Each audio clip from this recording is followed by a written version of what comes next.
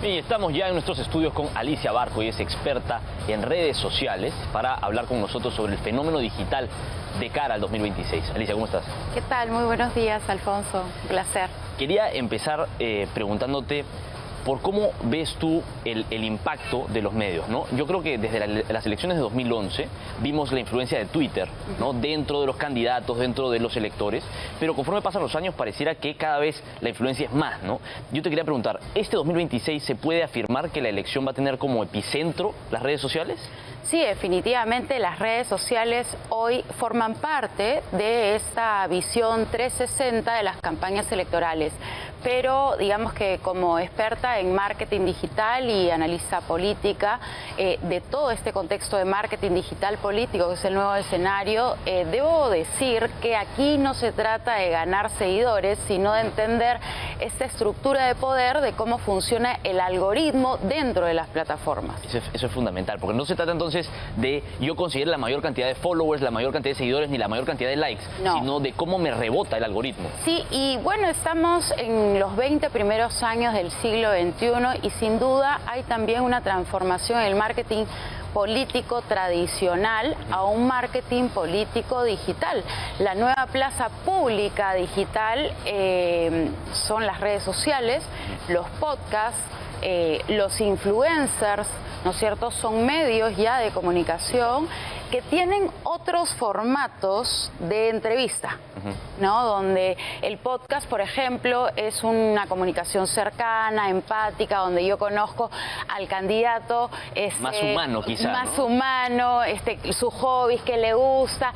Es decir, conversamos como amigos, pero los candidatos electorales en realidad deberían tener una entrevista más confrontacional para que el electorado pueda tener una información completa, porque si no estaríamos estafando, ¿no? Sobre todo por la cantidad que son, ¿no? Un proceso electoral que tiene que ser limpio, transparente y sobre todo riguroso, pero sobre todo yo creo por la cantidad, ¿no? O sea, cómo vamos a, no es humanizar, sino cómo vamos a tratar tan sutilmente o tan ligeramente a 36 candidatos, de los cuales muchos no se conocen en lo absoluto. O sea, tiene que haber un escrutinio fuerte de la prensa, ¿no? Entonces, esos espacios de repente romantizan mucho las figuras que tienen que ser todavía puestas en descubierto, quizás. Exactamente, y a veces también este tipo de formatos, digamos, podcast, donde ya, digamos, es la plaza pública digital, ¿no?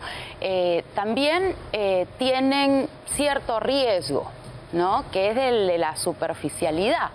Y ese riesgo no lo siente la audiencia ni la ciudadanía, porque sin duda crea conexión emocional. Si nosotros tenemos que ser muy diligentes en estas contiendas electorales, porque ya hemos pasado por un proceso de muchas crisis a la vez. Estamos en una situación de desafección democrática. ¿Qué quiere decir esto? De que el sistema político y el Estado y todo este contexto, la ciudadana lo ha visto. Es altamente un escenario de mucha corrupción, de mucho desgobierno, y sin duda ya la política es casi algo del cual yo ya no creo, no tengo ningún tipo de afectividad, ¿no? Pero ante los candidatos sí se muestran, digamos, las ciudades de tener afectividad. ¿Y por qué? Porque hay ahí un lenguaje muy sutil. Sí, claro. Ahora, yo te quería preguntar. Sí. La estrategia muchas veces no funciona, ¿no? O sea, para algunos políticos. Hemos visto a muchos de los 36 candidatos pasar por distintos podcasts que tienen una relevancia considerable, pero a pesar de eso no logran repuntar en las encuestas. O sea, vemos a candidatos como López Chau, como quizá Rafael Belaúnde, como distintos otros candidatos que están por debajo del 10º puesto de las encuestas, participar en los espacios mediáticos digitales quizá más importantes o quizá más virales, pero a pesar de eso no logran avanzar en los puestos. ¿Qué es lo que ocurre ahí? Mira, yo creo también algo interesante, ¿no?, que se está dando en el fenómeno de esta comunicación nueva digital, y es que si el podcast digital detrás de esa entrevista, detrás de ese micrófono, no hay un conocimiento de gestión técnica de verdad, es un humo digital. Y hoy la gente ya no come vidrios. Entonces, los candidatos están utilizando los podcasts para ¿Para limpiarse? Una cierta limpieza, ¿no es cierto?, de antecedentes políticos bastante cuestionados que no le dan un marco de seguridad jurídica al país, ni de legalidad, ni de viabilidad, y va contra la misma institucionalidad. Porque, por ejemplo, ¿no?, ahí hemos visto al influencer de la victimización, que es Martín Vizcarra, ¿no es cierto?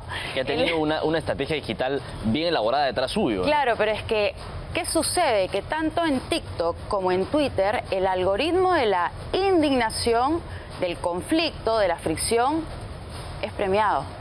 Claro. O sea, ¿qué quiere decir esto? Que la misma plataforma está pensada para la polarización.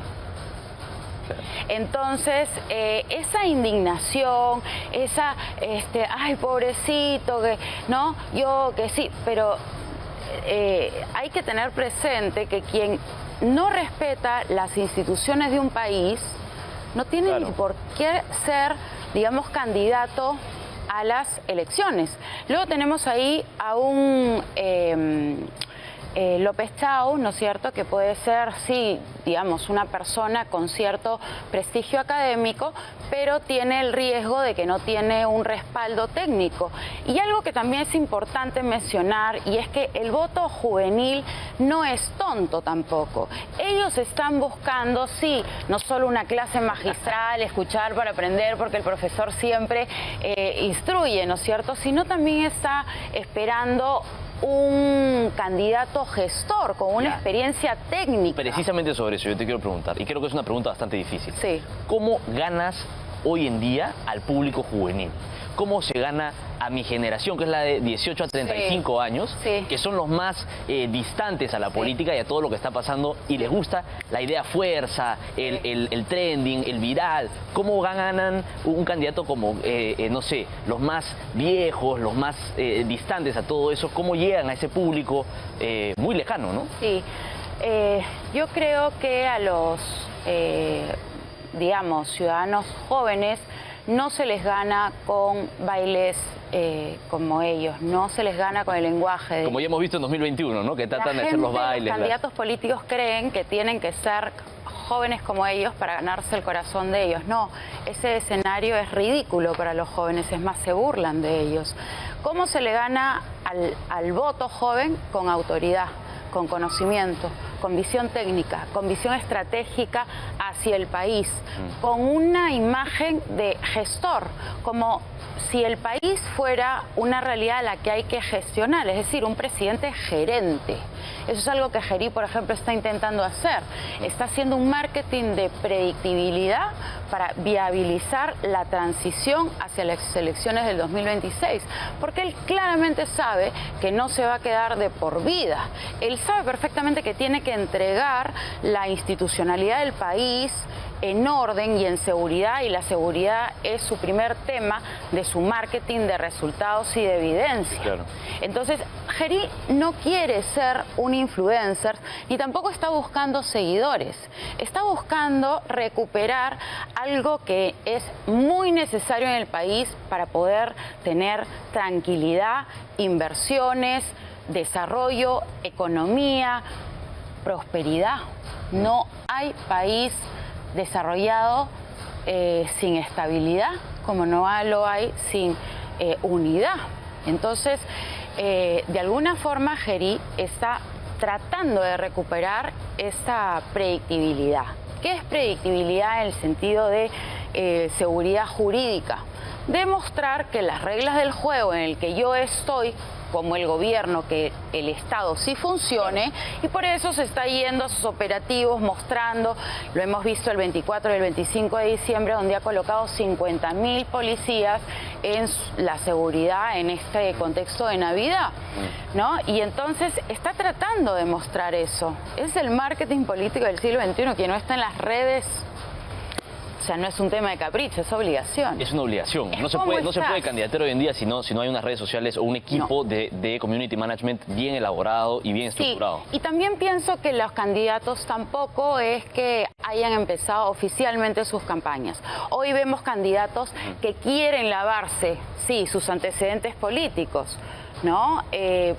Para que la ciudadanía y la gente joven, ¿no? Que ese voto joven que representa... Ese voto joven que es una masa grueso, considerable. ¿no? Representa más o menos el 2% claro. de la contienda electoral, que no vea la parte pesada y dura que tienen los candidatos como el presidente de Podemos. Sí, claro. Está Ahora, vinculado a un tema de gángsters, ¿no? De la política. Un tema que él tiene que responder. Cuestionado en cómo sí, claro, ha construido el partido y ciertas vinculaciones con la OMP ahí bastante gruesas. Bastante grueso. Ahora, ¿cómo funciona la estrategia mediática en esta época de redes sociales, ¿no? Hay candidatos que todavía tienden a tomarse mucho tiempo para explicar sus propuestas. Sí. Quizá eso genera una desatención de parte de los públicos que están más acostumbrados a la instantaneidad, al TikTok, a la idea fuerza.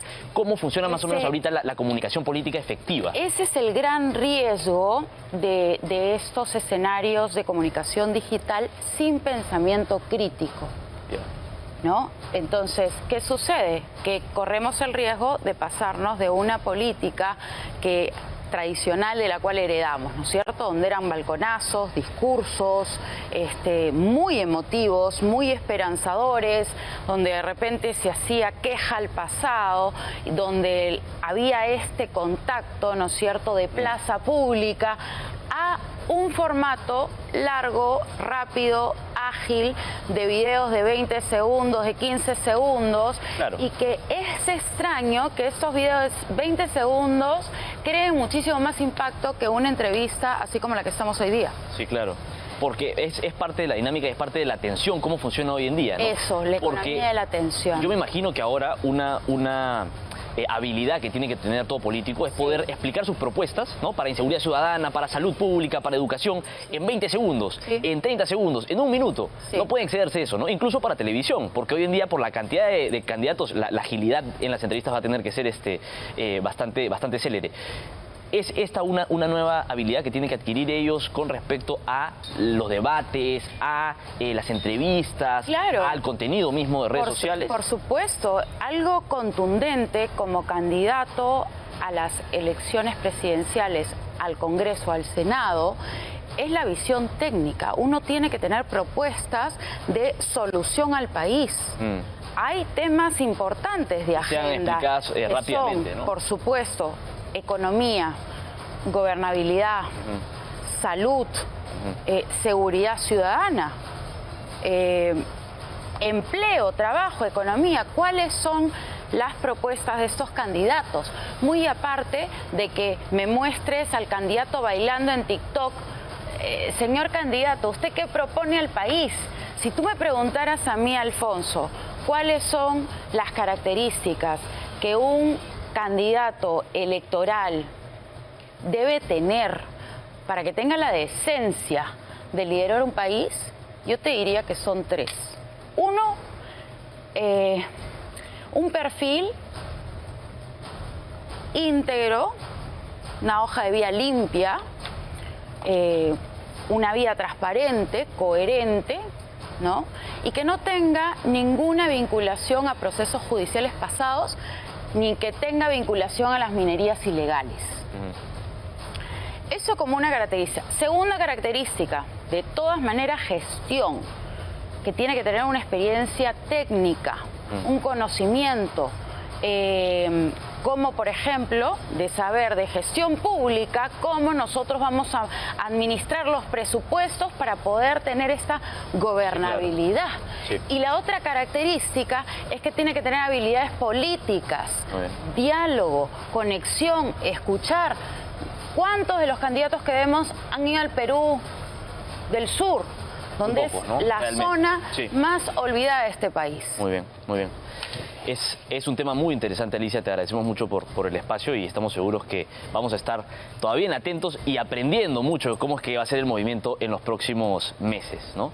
Vamos con más información, porque todavía este tema tiene que moverse, decantarse un poco más, y sobre todo el voto joven, ¿no? Esa es una incógnita que tiene todavía mucho por descubrir.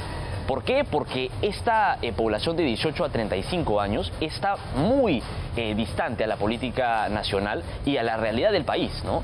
Es una población que en los últimos años ha adquirido cierto distanciamiento, incluso de la historia de nuestro país. Muchos recién se han enterado del operativo Chavín de Huántar con la película. Así como lo oye, es realmente sorprendente. Entonces tenemos que tener bastante cuidado y estar bastante informados y sobre todo hacerle seguimiento a todo este movimiento digital. Muchas gracias, Alicia. Gracias a mí, Alfonso, un placer.